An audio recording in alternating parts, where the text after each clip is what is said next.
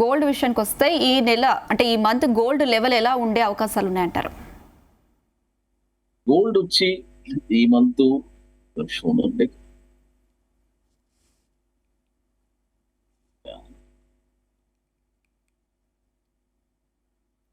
Gold వచ్చి first మనకి 1,64,500 పైన బాగా ట్రేడ్ అవ్వాలి. 1,64,500 పైన దాని బాగా ట్రేడ్ అయ్యిందంటే ఈ మంత్ మన అప్ సైడ్ లెవెల్స్ వచ్చి 169, 171 అండ్ 175 ఈ రేంజ్ వరకు వెళ్ళడానికి అవకాశం ఉంది. బట్ 164,500 వచ్చి పైన బాగా ట్రేడ్ అవ్వాలి. 1 or 2 days పైన బాగా ట్రేడ్ అయ్యిందంటే డెఫినెట్ గా ఒక మంచి పైకి వెళ్ళడానికి అవకాశం ఉంది. డౌన్ సైడ్ కూడా 156,500 కింద కానీ ట్రేడ్ అయిందంటే డౌన్ సైడ్ టార్గెట్స్ వచ్చి 152, 150, 146 దాకా రావడానికి అవకాశం. ఓకే అండి, గురుప్రసాద్ గారు, కొత్తగా స్టాక్ మార్కెట్లోకి వచ్చే వరకే మీరు ఇచ్చే సలహాలు? కొత్తగా స్టాక్ మార్కెట్ అసలు నేను ఒకటే చెప్తానండి, స్టాక్ మార్కెట్ వచ్చి it's very very highly risky business, speculative. ఇక్కడ వచ్చి ఏదో ఇమీడియట్ గా డబ్బు సంపాదించేద్దాం అనే మైండ్ సెట్ ఉండే వాళ్ళు మాత్రం దయచేసి రావద్దు. రియల్ గా ఇది ఒక వ్యాపారం, ఇందులో నేను స్థిరపడాలి అని అనుకుంటే ప్రాపర్ గా నాలెడ్జ్ పెంచుకొని, ఎంతో మంది ఉన్నారు నిపుణులు ఈ రోజుల్లో, చాలా మంది. ఆ రోజుల్లో అసలు లేరు. మేము నాది 27 years ఎక్స్పీరియన్స్. 27 సంవత్సరాల ముందు ఇలా సోషల్ మీడియా లేదు, ఇలా ఓకే ఏదో ఒక టీవీలు ఉండే అప్పుడు, బాంబేలో ఎక్కడో ఉంటారు. బట్ ఇప్పుడు ఉండే యంగ్ జనరేషన్ కి మీరు రియల్ గా నేర్చుకోవాలి అనుకుంటే ప్రాపర్ గా నేర్చుకున్న తర్వాత స్టాక్ మార్కెట్ లో అడుగు పెట్టండి. అంతకంటే ఇంకా నేను ఎక్కువ ఏం చెప్పలేను. ఓకే గురుప్రసాద్ గారు, లాంగ్ టర్మ్ ఇన్వెస్టర్లు ఏం చేస్తే బెటర్ అంటారు? లాంగ్ టర్మ్ ఇన్వెస్టర్స్ కి చాలా కావాల్సింది పేషెన్స్ అండి, ఓర్పు.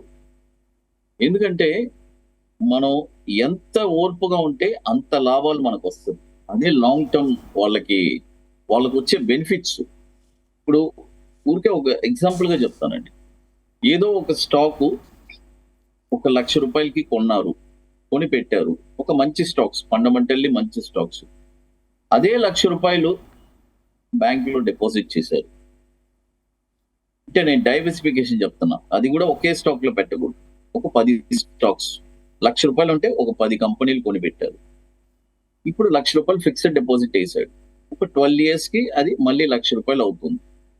ఇదే స్టాక్స్ లో పెట్టిన వాళ్ళు లాంగ్ టర్మ్ ఒక 12 years తర్వాత ఆ 1,00,000 రూపాయలు ఆ నాకు తెలిసి Nifty 50లో చేస్తేనే మినిమం ఒక 4 to 5 lakhs అవడానికి కూడా అవకాశం, మినిమం ఒక 3 lakhs అయినా రావడానికి అవకాశం. బట్ దానికంటే దీనికంటే రిటర్న్స్ కంటే స్టాక్ మార్కెట్ రిటర్న్స్ ఆల్రెడీ వచ్చింది, అది ప్రూవ్ అయ్యి ఉంది.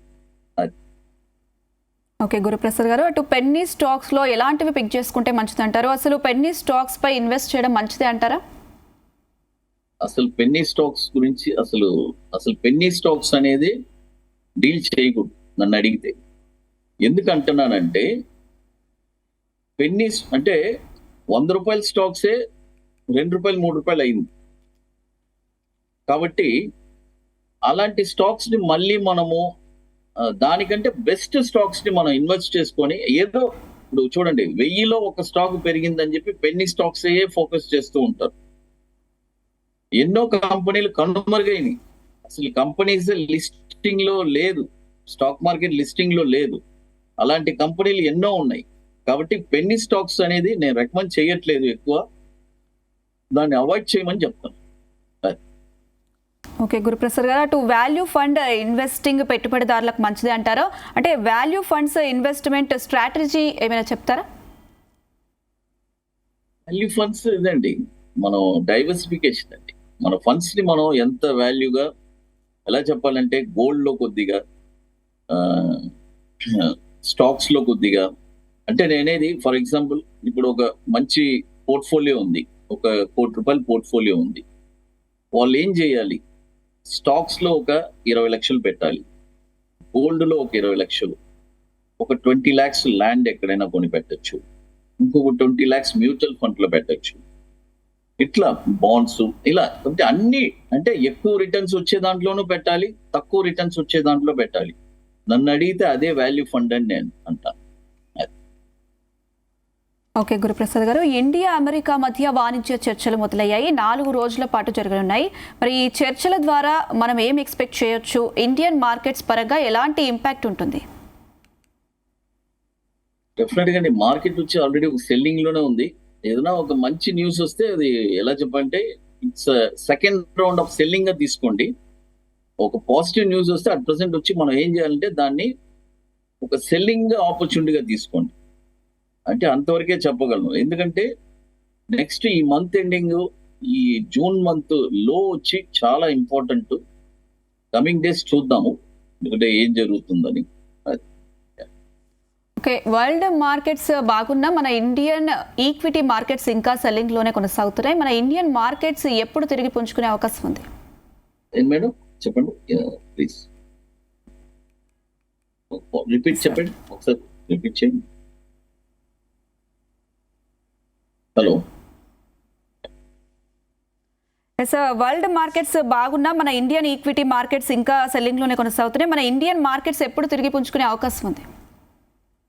అవునండి, American markets, world markets, American markets వచ్చి ఇప్పుడు పీక్ లో ఉంది, ఆల్ టైమ్ హై లో ఉంది. నాస్డాక్, డౌ జోన్స్ కానీ చూడండి అంటే ఆపోజిట్ రివర్స్ లో ఉంది, ఆల్ టైమ్ హైకి వెళ్ళింది. బట్ మన మార్కెట్ చూడండి అలాగే, అంటే ఆల్రెడీ హై నుంచి 2000 పాయింట్స్ డౌన్ లో ఉంది. కాబట్టి వరల్డ్ మార్కెట్స్ మళ్ళీ సెల్లింగ్ ప్రెషర్ లోకి వస్తే ఆ ప్రెషర్ ఇంకా మన మార్కెట్ మీద పడడానికి అవకాశం ఎక్కువ ఉంది. కాబట్టి మనది సెల్లింగ్ లోనే ఉంది. వరల్డ్ అమెరికన్ మార్కెట్స్ బాగానే ఉంది, బట్ అమెరికన్ మార్కెట్స్ కూడా డెఫినెట్ గా ఆల్ టైమ్ హై లో ఉంది. చాలా కాషియస్ గా ఉండాలి. అది ఏదైనా ఒక హైకి వెళ్ళి అక్కడి నుంచి మళ్ళీ కూడా రివర్స్ అవడానికి అవకాశం ఉంది. గురుప్రసాద్ గారు, అటు ఇంట్రాడే డెలివరీ స్టాక్స్ లో కొనుగోలు చేసినా కూడా ఇన్వెస్టర్లు నష్టపోతున్నారు. అంటే పెట్టుబడిదారులకి డోకా లేకుండా ఇన్వెస్టర్స్ నిశితంగా ఉండే అవకాశం లేదా? లేదండి, ఇంట్రాడే ఇట్ ఈస్ ఒక ప్యాషన్ అండి. అది వచ్చి ఎలా చెప్పంటే ట్రేడింగ్ తెలిసిన వాళ్ళే అక్కడ నెగ్గగలరు. Intraday it's one day match. ఆ రోజు మనం వెళ్తాము, ప్రాఫిట్ వస్తుందా రాదా అనేది కదా. బట్ ఇంట్రాడే చేసినా కూడా కన్సిస్టెంట్ గా పర్ యానం నువ్వు ప్రాఫిట్ లో ఉన్నావా అనేది చూసుకోవాలి. ఒక రోజు సంపాదించాను, 2 రోజులు సంపాదించాను అని కాదు. అట్ ద ఎండ్ నీ పోర్ట్ఫోలియో ప్రాఫిట్ లో ఉందని చూడాలి. అదే లాంగ్ టర్మ్ అతను చూడండి, అసలు వాళ్ళు ఏది చూడడానికి అవసరం లేదు. కొని పడేశారు, ఒక 10 సంవత్సరాల తర్వాత షేర్స్ చూస్తారు. ఇంకోటి లాంగ్ టర్మ్ వాళ్ళకి ఒక బెనిఫిట్ ఉంది. ఏం బెనిఫిట్? ముఖ్యంగా డివిడెండ్స్ వస్తున్నాయి, చాలా బెనిఫిట్స్ ఉన్నాయి. కాబట్టి నేను సజెస్ట్ చేసేది వచ్చి లాంగ్ టర్మ్ పెట్టుకోండి. ఇంట్రాడే వచ్చి ఒక ప్యాషన్ గా ట్రై చేయండి. మీ వల్ల కాకపోతే వదిలేసి లాంగ్ టర్మ్ కి వెళ్ళండి అంతే. లేదంటే షార్ట్ టర్మ్ స్వింగ్ ట్రేడింగ్ చేయండి, అది బెస్ట్. గురుప్రసాద్ గారు, మ్యూచువల్ ఫండ్స్ లో సిస్టమేటిక్ ఇన్వెస్ట్మెంట్ ప్లాన్ ఎంత నుంచి పొదుపు చేసుకోవచ్చు అని సూచిస్తారు మీరు? చూడండి, ₹1000 ఈ మధ్య ₹10 కూడా సిప్ వచ్చిందండి సిస్టమేటిక్ ఇన్వెస్ట్మెంట్ ప్లాన్. రోజు ₹10 కూడా ఇన్వెస్ట్ చేసుకోవడానికి మన సెబీ ఎన్ఎస్సి మ్యూచువల్ ఫండ్ లో ఒక ప్రోడక్ట్ ని తీసుకొచ్చారు. ₹10 కూడా ఇన్వెస్ట్ చేసుకోవచ్చు. కాబట్టి దానికి హద్దు పద్దు లేదండి. ఎవరి కెపాసిటీ ఎంత ఉందో, సపోజ్ ఇప్పుడు ₹1,00,000 జీతం ఉంది, అతను 10% అతని శాలరీలో నుంచి అతను mutual fund systematic investment plan చేసుకోవచ్చు. 10% ఏదైనా అండి, ఎవరిదైనా సరే. 10,000 నీకు జీతం వస్తే ₹1,000 చేయండి, 50,000 జీతం వస్తే 5,000 చేయండి, ₹1,00,000 వస్తే 10,000 చేయండి, 10 లక్షలు ఉంటే ₹1,00,000 చేయండి. 10% మీరు సేవింగ్ చేస్తేనే నెక్స్ట్ 25 సంవత్సరాలకి ఇప్పుడుండే ఎకనామిక్ కి ఇన్ఫ్లేషన్ కి మీరు కొద్దిగా హ్యాపీగా బతకగలరు. లేదంటే ముందు ముందు చాలా కష్టాలే. సార్ గురుప్రసాద్ గారు, చివరి క్వశ్చన్ అండి. రేపు మార్కెట్ ఎలా ఉండే అవకాశాలు ఉన్నాయంటారు? మార్కెట్ ఈ వీక్ రేపు మార్కెట్ పాజిటివ్ గా ఉన్నా కూడా మళ్ళీ సెల్లింగ్ వస్తుందండి. At the end of the week నేను అనుకుంటున్నాను మళ్ళీ నెగటివ్ లోనే క్లోజ్ అవడానికి అవకాశం.